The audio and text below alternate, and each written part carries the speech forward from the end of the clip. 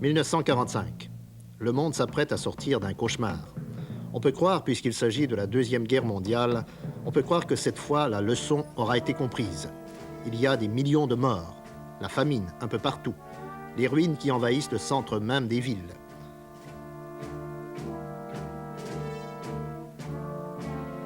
On va donc s'asseoir pour négocier à Yalta.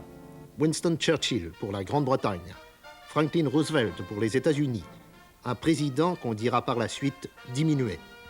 Finalement, Joseph Staline, le numéro 1 soviétique.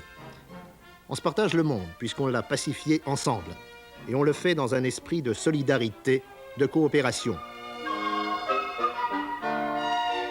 Le vernis craque vite, très vite même.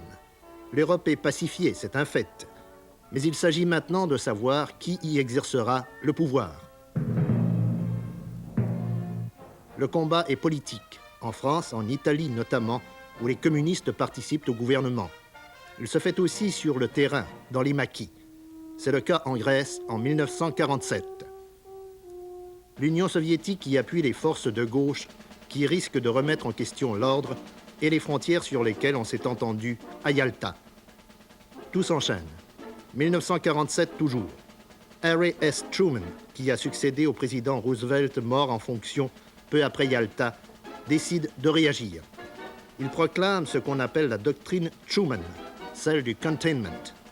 L'Union soviétique doit demeurer sur les positions qu'elle occupe. On ne lui permettra pas de grignoter l'Ouest, pays par pays. Deux choses en découlent. On va accentuer la présence militaire américaine en Europe de façon à pouvoir y défendre les régimes qui y sont menacés. Puis on va permettre aux pays européens de se défendre eux-mêmes et pour ce faire, de se reconstruire. Ce sera le plan Marshall. La situation est effectivement dramatique. Le quart, le tiers, parfois même la moitié des villes ont été détruites.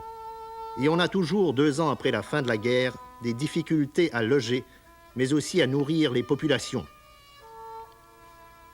Les Américains offrent de l'aide à tous les pays européens, ceux du camp socialiste inclus. Joseph Staline refuse. Ce n'est pas une rupture diplomatique, c'est une rupture de fait. Il y a désormais l'Est et l'Ouest. Entre les deux, le rideau de fer. 1949, c'est la révolution chinoise. Mao Tse-tung entre à Pékin et enchasse les troupes du Kuomintang, dirigées par Chiang Kai-shek. 800-900 millions d'habitants, le quart de la planète déjà, basculent dans le camp communiste. Il faudra bien 15 ans avant qu'on sorte aux États-Unis de la paranoïa qui en découle et qu'on admette que la réalité n'était pas si simple que certains démagogues le laissaient croire. Autre événement, début des années 50. Un événement qui renforce lui aussi la paranoïa. C'est cette fois la guerre de Corée. Les Américains et leurs alliés, dont les Canadiens, réagissent militairement contre ce qu'ils considèrent comme une agression communiste. Agression menée conjointement, disent-ils, par l'Union soviétique et la Chine. La guerre froide fait rage. Dans les pays de l'Ouest, on dénonce les communistes ou les sympathisants communistes. C'est la chasse aux sorcières.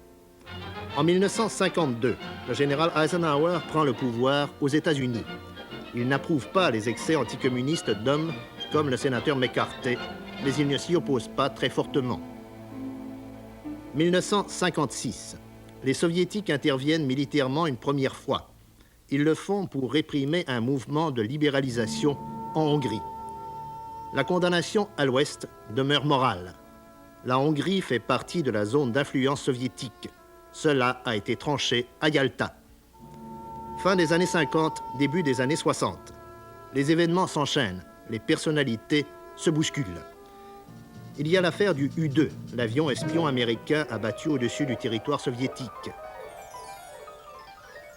Il y a Berlin, cette ville qui témoigne mieux que toutes les autres de l'ordre qui est sorti de la Deuxième Guerre mondiale.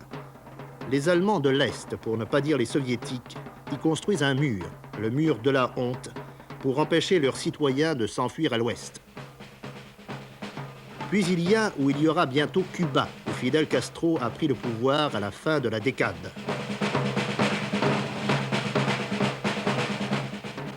Quant aux personnalités, ce sont surtout Nikita Khrouchtchev, puis du côté américain, le général Eisenhower et John F. Kennedy qui le remplacent après l'élection de 60. C'est le sommet de la guerre froide. Monsieur K, comme on dit, croit pouvoir intimider les Américains. Il le fait sur toutes les tribunes disponibles, notamment celle des Nations Unies.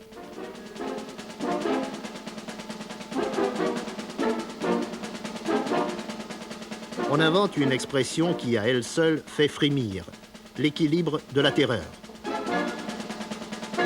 Américains et Soviétiques disposent d'armes nucléaires. Leur stock augmente année après année. Ils sont en mesure de se détruire et de détruire toute la planète en quelques heures. Octobre 1962. Les Américains découvrent des missiles soviétiques à Cuba, à 90 000 à peine de leur côte. On est cette fois au bord d'une troisième guerre mondiale. Les Soviétiques reculent. Les Américains avancent. La main de la CIA va se faire sentir dans plusieurs pays, notamment le Brésil, le Ghana, la Grèce. Et il y aura 2 interventions militaires américaines, en 1965 en République dominicaine, puis pendant presque toute la décade au Vietnam.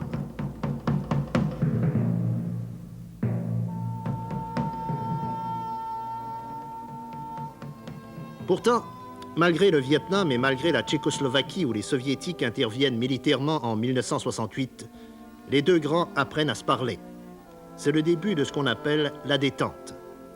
On va tenter non pas de réduire, mais de limiter la croissance des armes nucléaires. Ce sera SALT I, puis SALT II, et qui est aujourd'hui remise en question.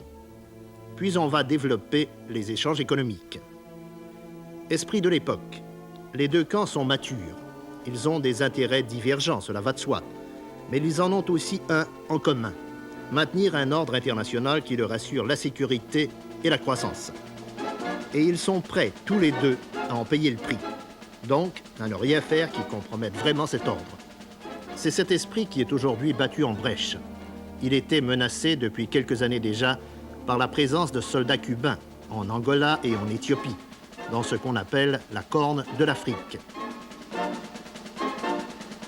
Mais on pouvait encore se faire illusion.